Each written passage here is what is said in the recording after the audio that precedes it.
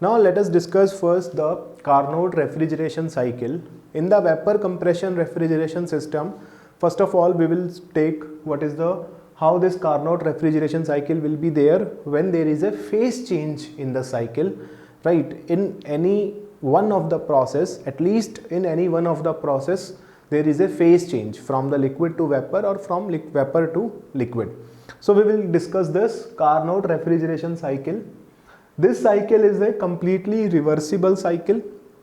We say that all the four processes that are involved in this Carnot refrigeration cycle are both internally and externally reversible, so that the entropy generation would be zero. We know that when any process in which the process which is both internally and externally reversible, in that case your entropy generation is zero. And we can say that this Carnot refrigeration cycle will act as a model of perfection for a refrigeration cycle, right? This is act as a model of perfection because this cycle is a perfect cycle, and we know that the COP which we got from the Carnot cycle is the maximum COP. So it will act as a comparison. If we want to compare two different refrigeration cycle, then this COP will act as a reference. Then this Carnot cycle will act as a reference, or you can say it is act as a model to see whether the refrigeration cycle which we are using is close enough to Carnot cycle, what is its COP with respect to Carnot cycle, and so on. We can compare various processes or various cycles with the help of this Carnot cycle, right? So this is act as a model of perfection for those cycles which are operating between constant temperature heat source and heat sink, right? We can say that the source from where the heat is supplied to the cycle and the sink where the heat is rejected, both are at a constant temperature, or you can say both are act as a reservoir. So we will discuss this now. The Carnot refrigeration cycle, this is the line diagram of the Carnot refrigeration cycle, which will have four different components. One is the compressor, this is your compressor. One is your condenser. One is your turbine, this is your turbine. And one is your evaporator, this is your evaporator, right? And the process will go like this: from compressor to condenser to turbine and to evaporator. In the compressor, the process is reversible adiabatic compression. If I write here, let us say this is process 1 to 2, this is point 1 and this is point 2. So if I say that the process 1 to 2 is, there are four processes. The first process, process 1 to 2, is your reversible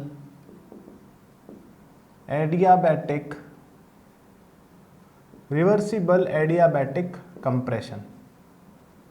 Reversible adiabatic compression.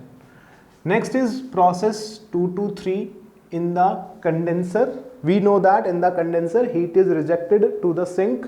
So we can say that this process 2 to 3 is process 2 to 3. We can say that here the process 2 to 3 is your you can say isothermal heat rejection process, that is also reversible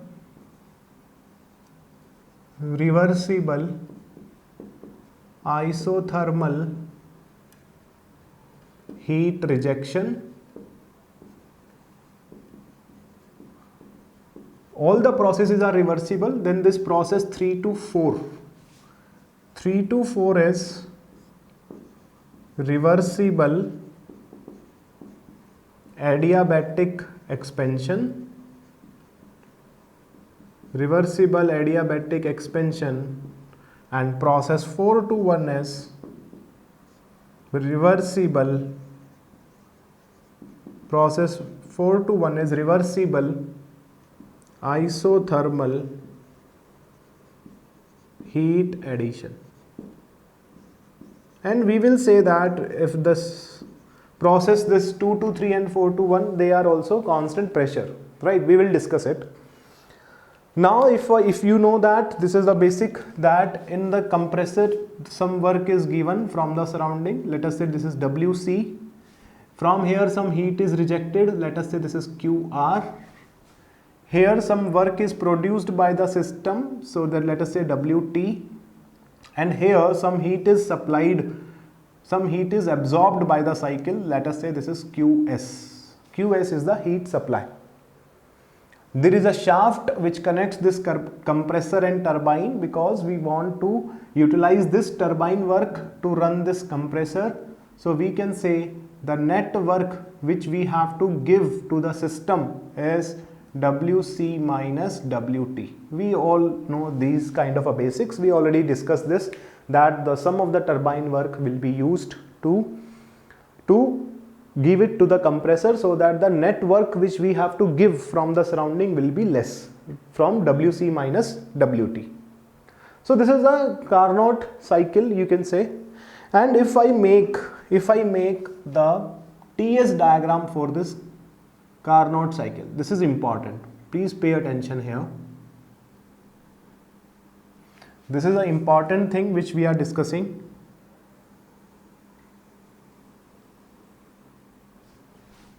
Let us say first of all make TS diagram for this.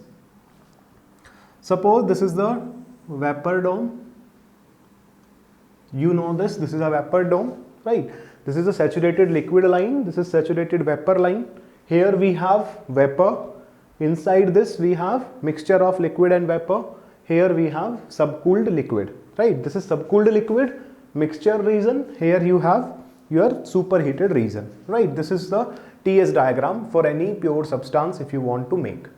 Now, we say that first of all, let us start from here, from the evaporator. From the evaporator, we will start from the evaporator. We say that the refrigeration effect is obtained in the evaporator. In the evaporator, you obtained a refrigeration effect, and that is the process of vaporization, right? It takes the latent heat of vaporization from the low temperature heat source. Some heat source is there, this evaporator will act as a heat source, so it will take the latent heat of vaporization and the refrigeration effect will be produced here. So we can say here the refrigeration effect will be produced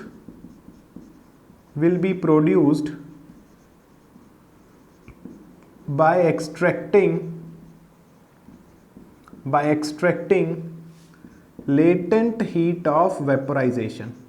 In the evaporator, your phase change will occur. From the liquid to vapor, your phase change will occur. So the refrigeration effect will be produced by extracting the latent heat from a low temperature heat source. The temperature of evaporator is low, so from here we have to take the heat. This is the storage device, right, where you want to maintain the temperature below the surrounding. Right, in that evaporator you want to maintain a temperature below the surrounding. So this is act as a low temperature heat source from where you are extracting the latent heat of vaporization to maintain this evaporator at a temperature lower than that of surrounding. So we can say that at this evaporator, after taking the heat, latent heat, in this evaporator, the liquid will convert into vapor at low temperature and low pressure. So we can say that these low temperature and low pressure vapor will now be adiabatically compressed in this compressor. Right, now they will go to this compressor and the compression will be there to increase its temperature and increase its pressure both. So we can say that it is isentropically compressed in the compressor, and the temperature at the exit of the compressor is equal to the heat sink temperature. This is act as a sink. This is act as a sink, and this evaporator will act as a source. Right. So the compressor will increase the temperature of this low temperature vapor to this high temperature of sink. Right. And corresponding pressure will also increase. So we can say that the refrigerant pressure will increase from the evaporator pressure to the condenser pressure. It will increase from evaporator pressure to the condenser pressure. And one thing you just remember, that at the exit of compressor, at the exit of the compressor or at the end of the compression process, the vapor must be saturated, right? This compressor will increase the temperature of this low temperature vapor to the temperature of the sink, and it will increase its pressure from evaporator pressure. Let us say evaporator pressure is PE and condenser pressure is PC. So it will increase the pressure from PE to PC, and the exit condition is exit condition. At the exit condition is you are saturated. Exit condition is saturated. We will plot this in the TS diagram as well. First of all, let us explain how the cycle will happen. Now, this high pressure and high temperature vapor, now the pressure will be more and temperature is also more, because this compressor will increase its pressure and temperature both.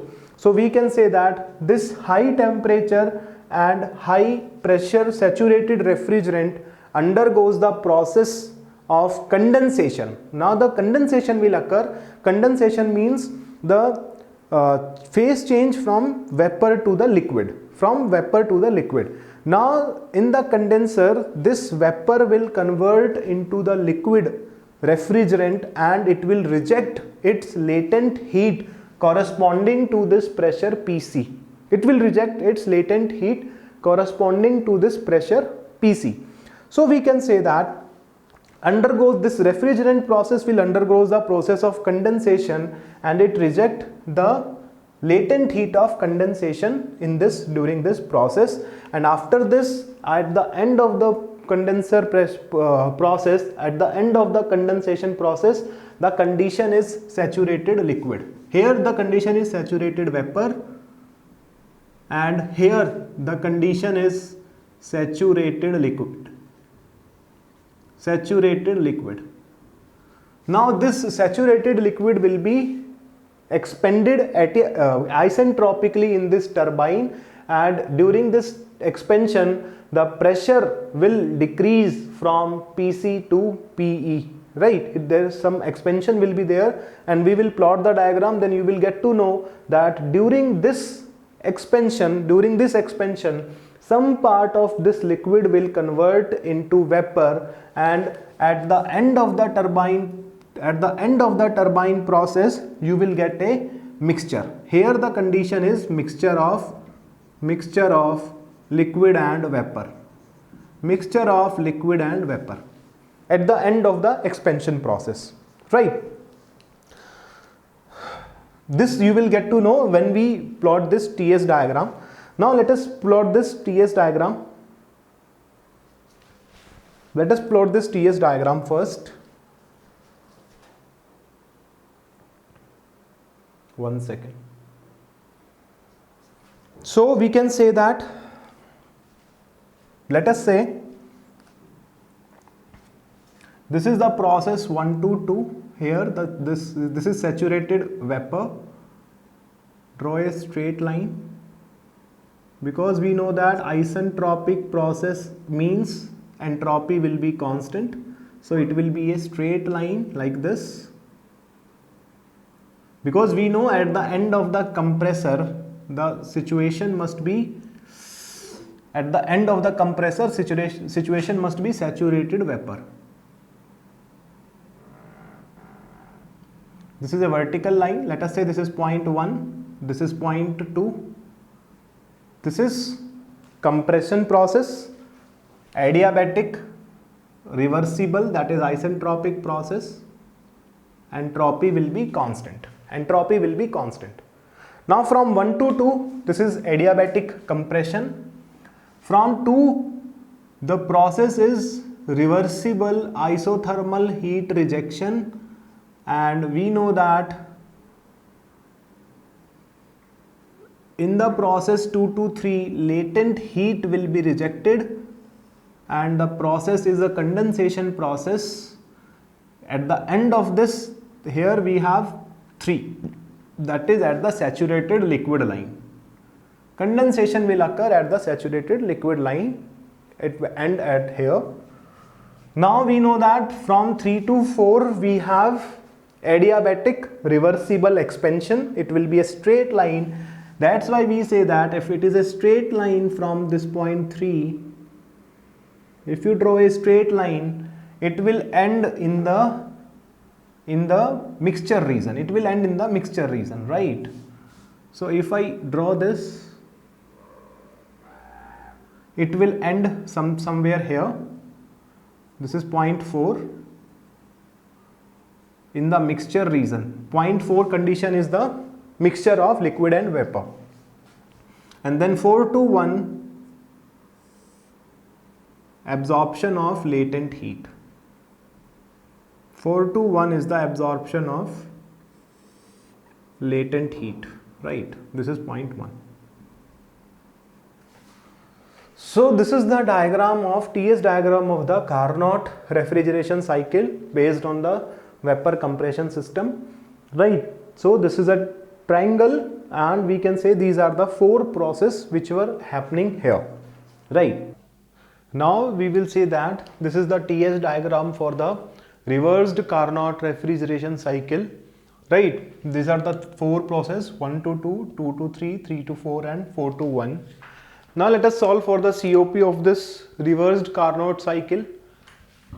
Now if I apply the first law of thermodynamics, if I apply the first law of thermodynamics for this cycle, right?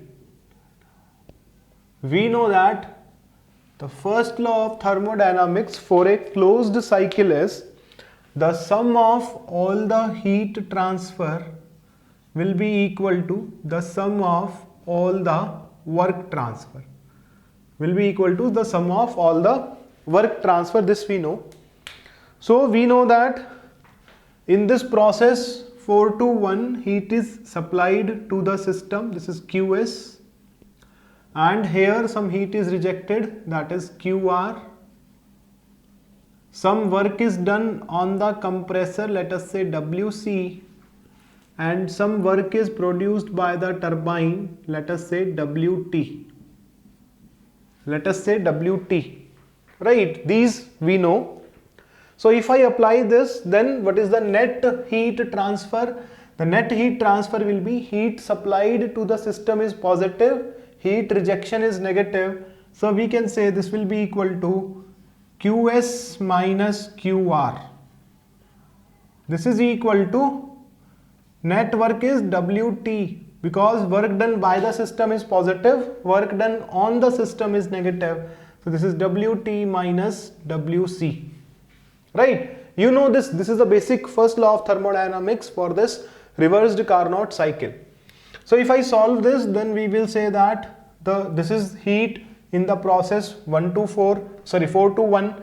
This is for the process 2 to 3, or you can write like this: heat transfer in process 4 to 1 minus heat rejection in process 2 to 3 is equal to work done in the process 3 to 4 minus work done in the process 1 to 2. So this is the first law of thermodynamics for this reversed Carnot cycle. This is the first law of thermodynamics. Now if we solve this, so you can say that, you can also write here that the net work which you have to do is, net work will be equal to WC minus WT. This is the net work. So from here you can write that the net work will be equal to how much? The net work will be, if this is minus, you take heat rejected minus heat supplied. This will be the net work. W net will be equal to QR minus QS. Net work, because we know that this is your which cycle? Work consuming cycle. As per the Clausius statement of the second law of thermodynamics, this is your work consuming cycle. So the net work must be negative. That's why I write WC minus WT if we talk about the magnitude only. So this is WC minus WT, that will be equal to QR minus QC or QR, right? Now QR minus QS. Now if we take all these processes separately, that is 1 to 2, 2 to 3 and so on, if we take these processes, and I hope you will be able to understand if I draw the constant pressure. This 2 to 3 process is the isothermal heat rejection process, and if you talk about this in the vapor dome, in this region, in this process 2 to 3, both temperature and pressure are constant. So if I draw the constant pressure line, so it will like this. Let us say this is the constant pressure line. This is the constant pressure line. Let us say this is P2 is equal to constant. And for this process 1 to 4, let us say this is the constant pressure line. Inside the vapor region, you know that both temperature, inside this dome, you know that both temperature and pressure will be constant. So let us say this is the line P1 is equal to constant. Let us say this is the line P1 is equal to constant. Right, these are the constant pressure lines. Now if we talk about, let us say for process 1 to 2, which is the adiabatic, which is your adiabatic reversible compression.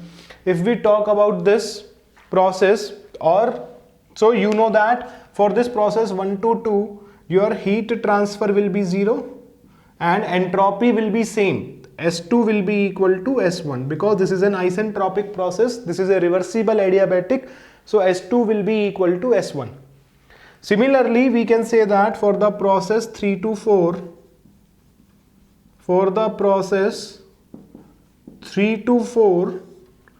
we will say again this is a reversible adiabatic expansion. So heat transfer will be 0 and entropy will be constant. Entropy will be constant. And work done you will get like H2 minus H1 for this. If you apply the steady flow energy equation here, then work required by the compressor will be equal to H2 minus H1, and work done by the turbine will be equal to H3 minus H4. Now most important thing is, now we cannot write this as Cp T2 minus T1 unless and until, because you know that there is a phase change, and H2 minus H1, you know that this dH is equal to Cp dt. This can be written for two ways. One is for constant pressure process any substance, and for ideal gas any process. These process 1 to 2 and 3 to 4 are adiabatic process, not constant pressure. So only for the ideal gas you can write dH is equal to Cp dt for these two process 1 to 2 and 3 to 4. But here this is not a ideal gas, because in this there is a vapor liquid mixture, right? And at 2 complete saturated vapor is there, at 3 complete saturated liquid is there, and at 4 vapor liquid mixture is there. So we cannot assume that these mixture and these liquid and these saturated vapor as an ideal gas. So you cannot write this as Cp into T2 minus T1 and this is as Cp into T3 minus T4. Just make this one thing very clear. You cannot write this as Cp into dt. You cannot write, because this is not an ideal gas. This is not an ideal gas. So this formula is not helpful for here. Now if we talk about the heat transfer processes, if we talk about the, let us say for process, first of all let us talk about 2 to 3. For the process 223, which is a heat rejection process, isothermal heat rejection process in the condenser. Here we have condenser, here we have evaporator. So you know that the heat rejection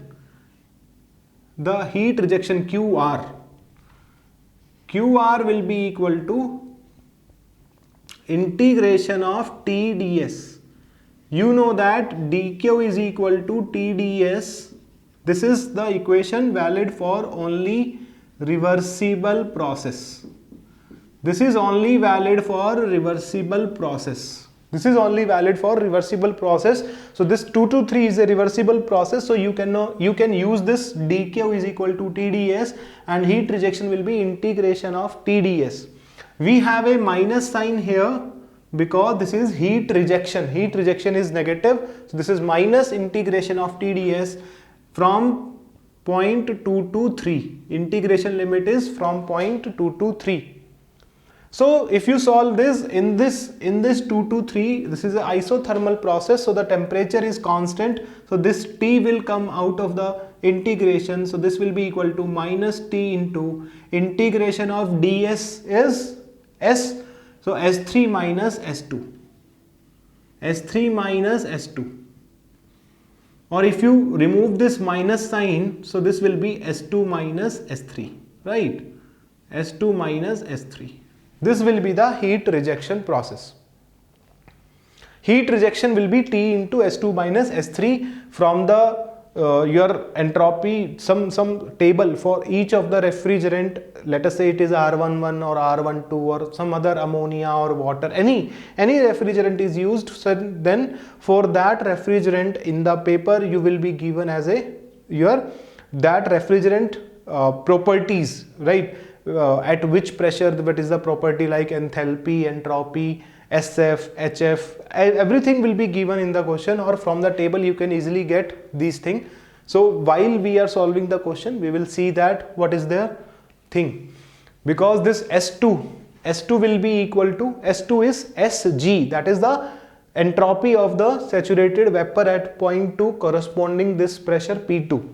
S3 is the SF, that is the your entropy of the saturated liquid corresponds to this pressure P2, right? These all values you will get from the chart, right? Chart will be given in the question.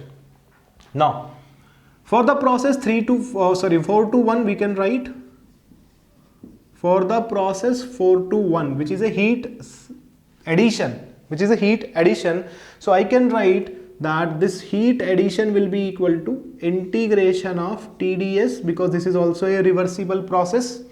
Integration of TdS from 0.4 to 1, this is positive because this is a heat addition to the system is positive. So this will be equal to T into S1 minus S4. T into S1 minus S4, right? Because temperature is constant, it will be come out of the integration.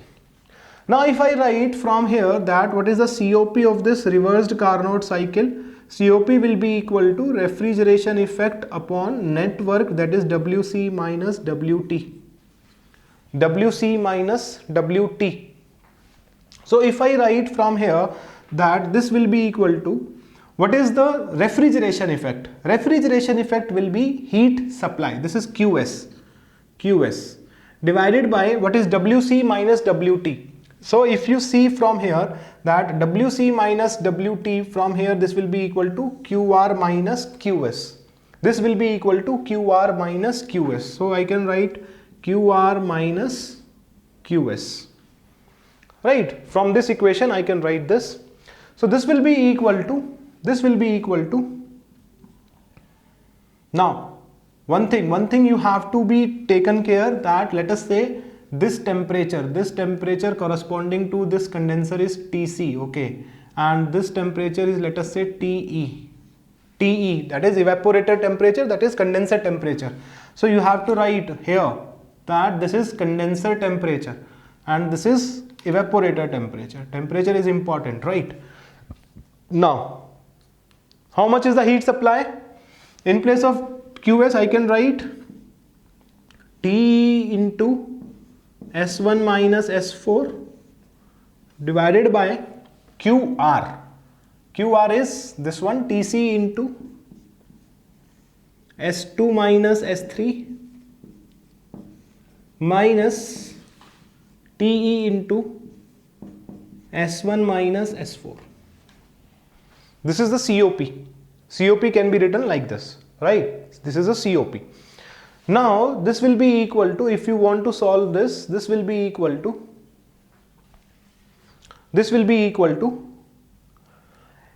from this you can write that S2 is equal to S1, S2 is equal to S1 and S3 is equal to S4. So S2 can be written as S1 and S3 can be written as S4 because adiabatic reversible process. So this will be equal to Te into S1 minus S4 divided by Tc minus Te into S1 minus S4. So this S1 minus S4 will cancel out. So the COP will be equal to Te divided by Tc minus Te. This is COP. We know that this is the thing because you know from the previous discussion that from our basic understanding we know this, that COP of a reversible Carnot cycle will be T lower upon T higher minus T lower. Here the lower temperature is Te and higher temperature is Tc.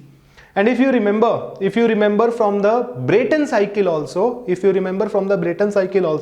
the COP will be this only. Te is this T4 and Tc is this T3. So this will be equal to, from Brayton cycle also you can write this will be T4 upon T3 minus T4. If you remember the Brayton cycle, this will be the formula. So we can say that from our this discussion we can conclude one thing, that the COP of a, if I write here that the COP of a reversed